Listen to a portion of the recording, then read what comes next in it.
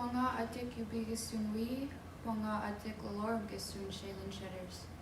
My Yupik name is Wee and my English name is Shaylin Shedders. I am from Gamble, Alaska, which is located on St. Lawrence Island. We're about 33 miles away from Russia. My parents are Elisa Zagarova and Christopher Shedders. My grandparents are Hansen Irgu and Rosa Irgu. My grandma and my mom are originally from Surenik, which is a little village in Russia, and my grandpa is from Gamble, but also has lived in Nome for a bit.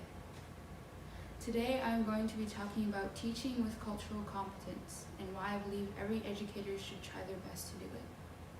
Cultural competence is being able to understand, communicate with, and interact correctly with people from cultures different than your own. I chose to talk about this topic because I'm from Alaska and I go to school in Alaska. Every single teacher I've had was from out of the state. Some of them were amazing teachers and others not so much. The teachers who try to participate in our community and basically just make connections with the students were the ones I remember as being great. I know some of my friends who have trouble with school because they can't relate to the content they are supposed to be learning. I can see that students in our region aren't where they're supposed to be, and because of that, they believe they can't achieve academic success. I want them to know that they can, and that it's not possible. Two researchers, Gary Wheeledge and Robert Rutter, found that educators put the blame on the social, familial, and personal characteristics of the students who were lacking, instead of putting the blame on the effectiveness of school policies and practices. This quote is by author and educator Mary Batiste. Indigenous students should succeed because of who they are and not in spite of who they are. During the Alaska education class I recently took, we created a timeline about Alaska, which shows all of the major things that have happened to Alaska Natives since the first recorded contact in the 1700s.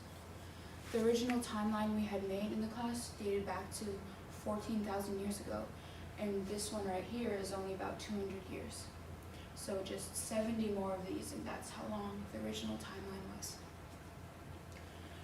From out of the 40 events we had originally put in this span of 200 years, I picked 5 of them. The first was in 1784. Western schooling was established by Russians in Alaska. One of their main purposes was to assimilate. And in 1905, 2 separate education systems were made, but Alaska Natives were still forced to assimilate. And in 1924, to become a citizen of America, Alaska Natives had to pass a literacy test and have 5 actual citizens sign and say that the native was civilized. I had never heard of this before in my Alaska history class, and I think everyone should know this. In 1947, Mount Edgecombe and Wrangell Institute opened to assimilate. Native children went through horrible things during their stay at those boarding schools. And now, Wrangell Institute, about 10 or 15 years ago, was demolished, while today Mount Edgecombe is a school Alaska Natives actually want to attend. And in the 1970s, because of the children were sent to boarding schools, they weren't able to learn about their cultures. So in the 1970s, Alaska Natives filed a class action lawsuit against the government to have schools built in local communities.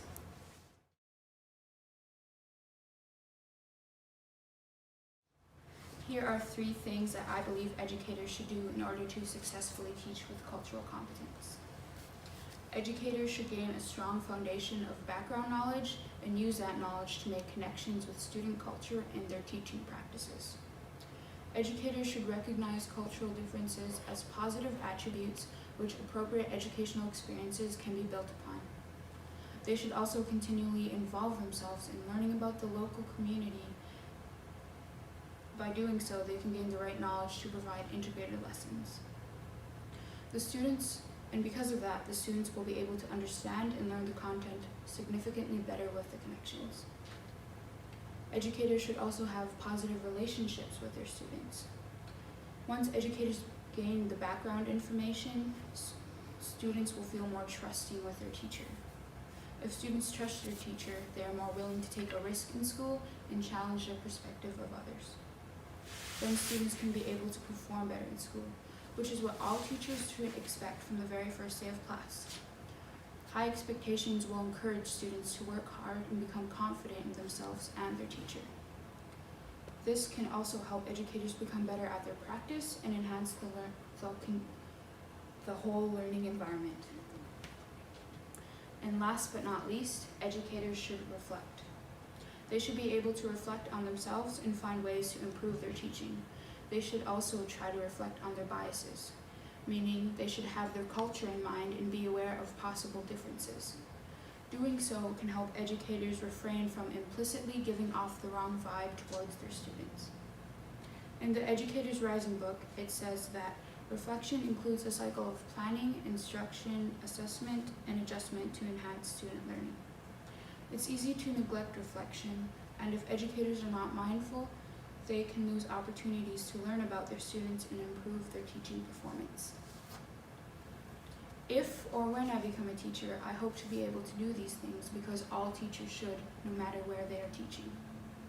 I think both educators and students in Alaska should know all this information because for the students, it's their history, and the educators should have a foundation on the background of where they're teaching and who they're teaching.